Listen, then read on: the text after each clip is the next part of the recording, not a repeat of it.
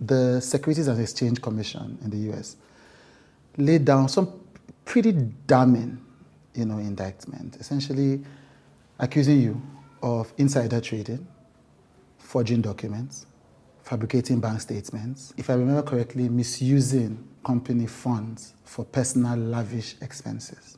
And this is something that started from June in 2023 when a research firm, Hindenburg, published an expansive report and said... A short seller report? Yes, that this was a short seller report, yes, but saying that this was massive fraud.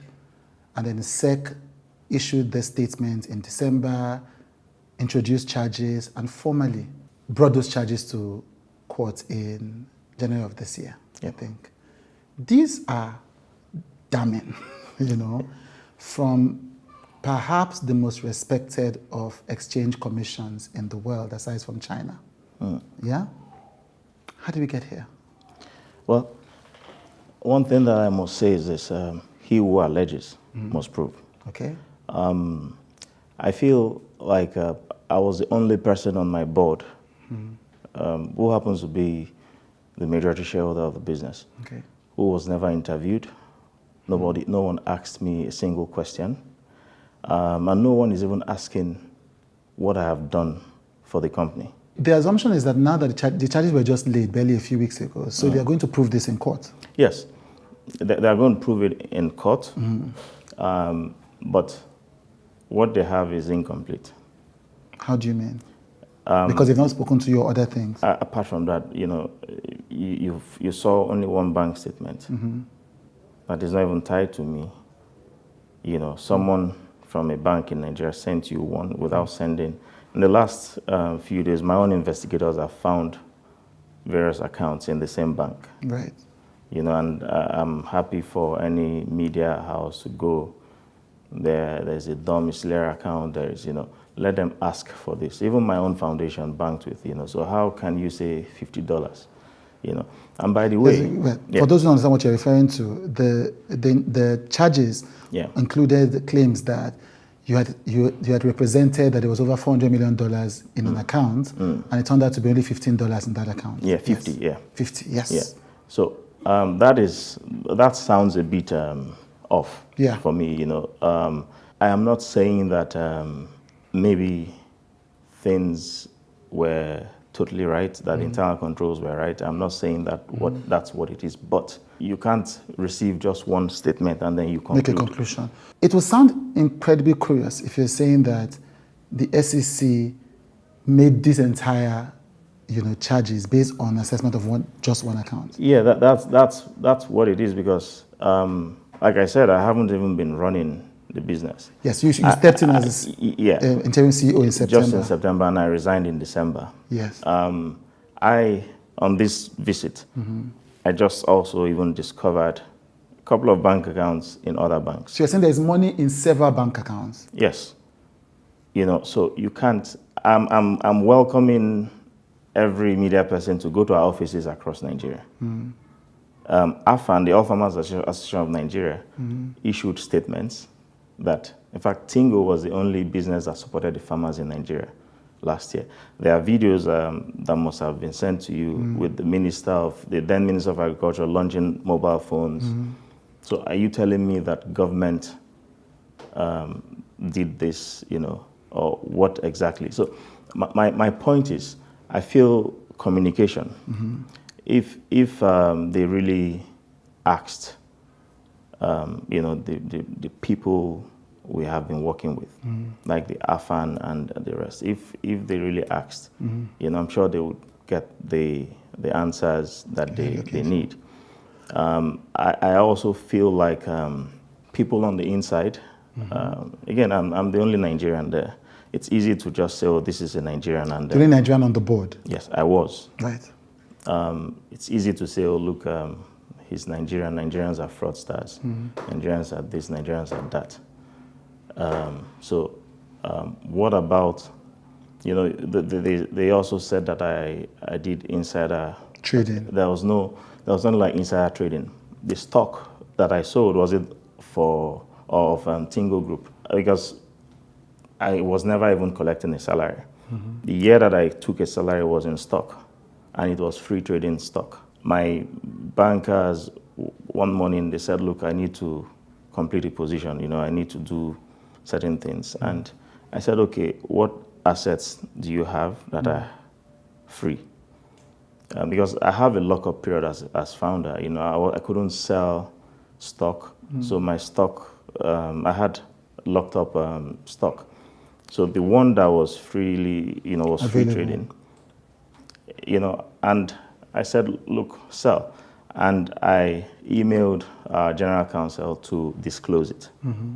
So there are emails here, I have these emails, I emailed and said, please. Was it disclosed? I think he skipped disclosing. He was busy, I guess, but.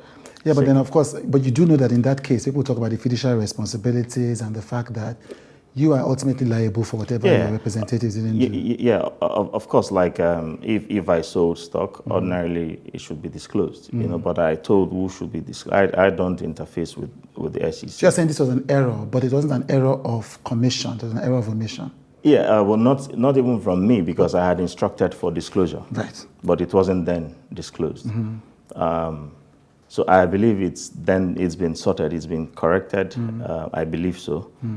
And that's basically what it is. But saying that I've also never raised money publicly. What I hear everywhere is that Dozi took money from. I've never even sat down with a single investor ever in my life. Okay. To say, oh, this is my pitch. I've never done that. So how was the money raised? The money, when we did the merger, Tingo Nigeria had the Naira. The other party had some USD. So there was a consolidation.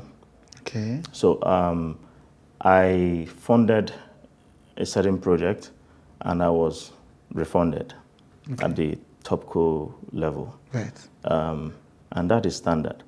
Even in the last few months, whenever the company lacked USD, I provided, I loaned to the group. Right.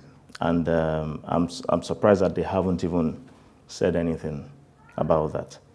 Okay, let me ask. I do know that from December, when things started falling apart, so to speak, you had 2 board members resign, if I'm correct. You had one board member who refused to sign off on financial statements because he says there's been improper communication, he's unable to confirm things, etc. Now, you are the majority shareholder, you said. And I'm assuming, in theory, okay, random people can come on the board, but as you expand, you're not going to have a board of enemies. No. So how do you get to a situation where your other board members can't stand by you in a crisis? That surely raises people's concerns as to... No, it doesn't work that way. When things like this happen, first, people want to survive. They just, want to jump off, right. So that they are not dragged in. Right. So, and I hold no grudge, but I'm not going to run, I'll fight, because I founded this business based on certain principles. I'm not going to run because there's a problem. I'm here to fix it. If there's an issue, we'll deal with it. Lawyers are dealing with this. A board member saying, to show that they were very independent, we disagreed a couple of times. And in fact, the board member who was very vocal, Christophe Charlier. Yes. Charlier and I would have disagreements during board calls or board meetings. And the next day he flies from Paris and we drink wine. And I tell him, look, I respect your views and I'm not going to change your mind. But you see certain people, it takes time to understand.